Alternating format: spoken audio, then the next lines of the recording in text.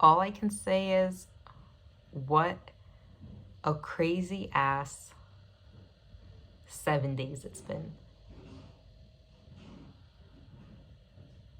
And I want to take the time to talk about why and how I've been having the perfect teaching opportunity for truly surrendering. Dude, I've been in the unknown plenty of times. It gets easier only in the sense that I know I'm good.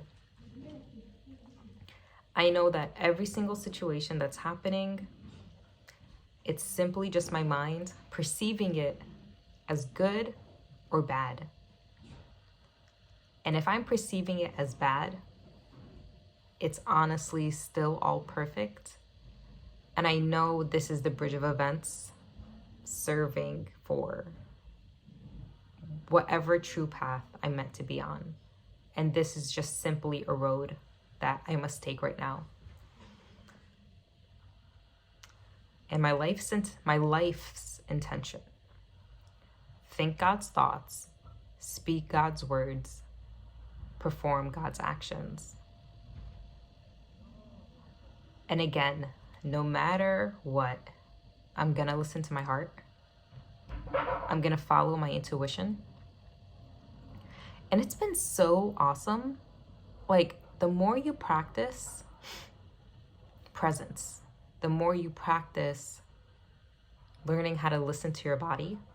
And I'd love to talk about how my intuition speaks to me too. I think that's going to be really important because it's so different from others. But basically, like, I know I'm good because if I follow my intuition, shit happens, I label it as a bad experience or, oh my God, like shit's hitting the fan right now. I know I'm still good because this is all coming from something bigger than me and I can't see the full picture yet. And one of my favorite ways to listen to my intuition, I'm at the point right now where I can deadass ask myself a question and feel like I get the answer, like especially if it's a yes or no, like, and the way I've practiced that, I basically calibrated myself and my energy. So it was just as simple, honestly, as asking myself what I know to be true, seeing how that feels in my body, and then asking whatever question I had in mind and just seeing how I felt in my body. So, and a way for me to, I do tend to calibrate too, especially like if I'm getting the answer and I'm like, are you sure? Okay, so my calibration is always, do I love chocolate? Yes. When I think about, do I love chocolate? Yes. I feel that yes in my body. And if I say, I hate chocolate, bro, I instantly feel that like this other energy and I know it's not true. So that's how I calibrate. And I'll do this constantly, like not just with that one thing, like especially just to calibrate and see how I feel and get used to, dude, our bodies have the answer before us. Dead ass, bro. Like, I hate going to concerts. That's clearly not true in my body. I feel that right now. I love Sunny. My cat. I love my cat. That's such a clear yes. I hate my cat. Like, it's so not true. And so and then I'll ask like, once I calibrate and I get a sense of like, what does a yes feel? What does a no feel? And then I'll ask whatever I'm wondering about, or just a guidance. And I think it's important for me to basically, honestly, before I do any decision, I just ask myself, should I do this? Yes or no? And I get that answer in my body. And because I've practiced that so often, it comes very naturally to me. And again, I do have to calibrate sometimes, especially like if I'm overthinking on a topic and then now my brain's getting involved and now my brain is trying to influence the answer, which I don't want. I want it from my heart. And that's also a really simple thing too. Like, ask yourself something and just set the intention. Like, all right, I want this to come from my heart. Seriously, whatever. Usually the first thing that comes to you is the direct one. As soon as you pause, your mind is gonna start to try to take over.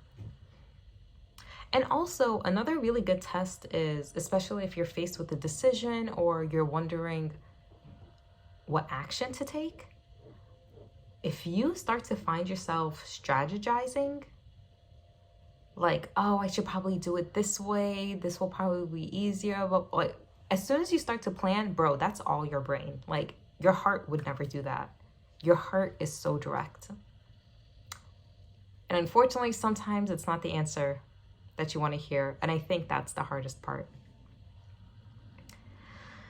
But I think, and it's only hard because if it's hard, that means there's not full trust there.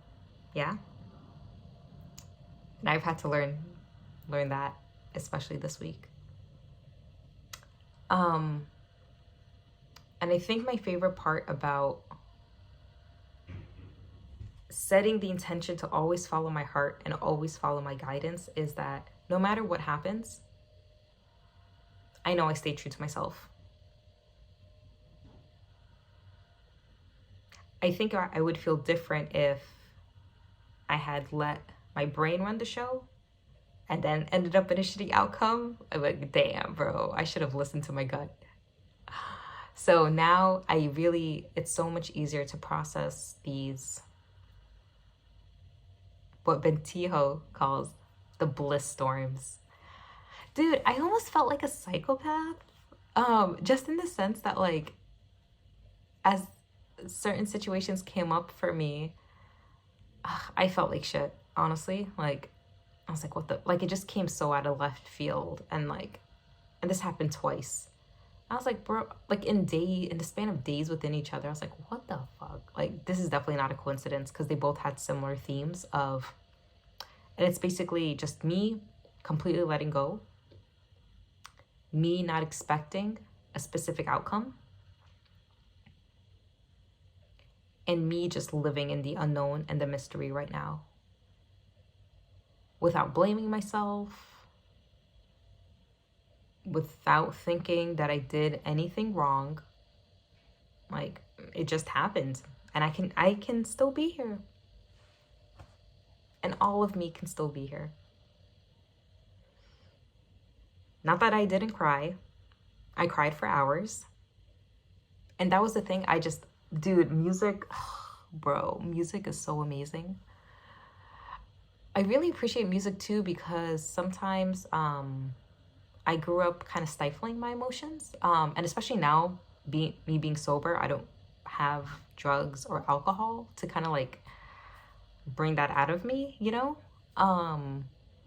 So music has been a really good way. So I've been listening to sad songs, like those fuck you songs, and it really helps.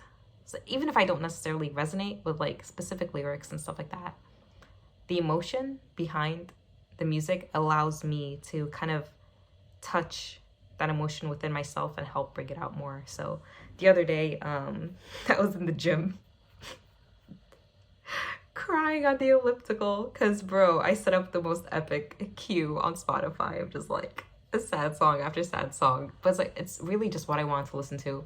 And especially moving the body helped me release that energy faster.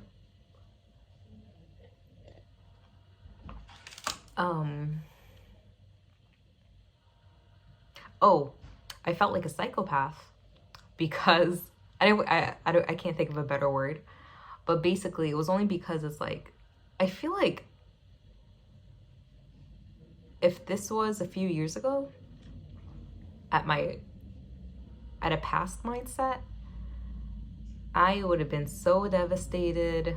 Like, bro, like, it would have been like literally the end of the world. But because I've built up all of these practices and, bro, shout out to God, dude. Like, we are so loved. We are so held and protected. Like, and again, anything that happens is just our brains labeling it as bad or good. And obviously, like, that's such a huge testament to like how powerful we really are. Like, we can convert darkness into light. And that's a conscious choice. And it's a very grueling and distressing journey to be on. Especially when there's just so much heaviness. But despite it, like,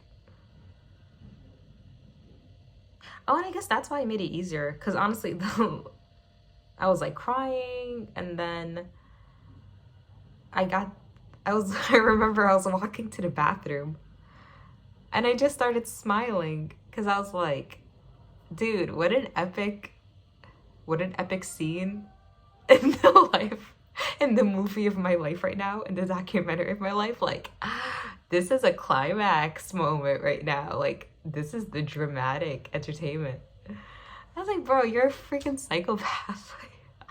I'm in the middle of a fucking breakdown. It's like, but I was still able to remove myself and just see this all as a beautiful learning opportunity too. And I've been kind of switching back and forth between those two, and I'm like finally now in the middle where it's like I can be sad, I can honor those feelings, and at the same time know that I'm perfectly okay.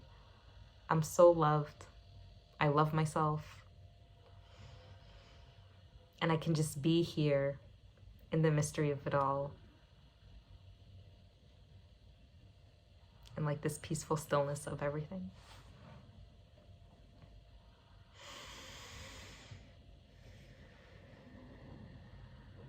Okay. You know, I wanted to make a video in the morning, and I was really, mornings have been difficult for me, especially when I first wake up. So it does take me some time to kind of just get back in the flow. But I'm glad I made this video now because it does get easier throughout the day, and I can be here now. And I'm gonna go to the gym, not listen to sad songs. I think I'm just gonna listen to more like upbeat songs and just move my body a bit. Okay, till next time.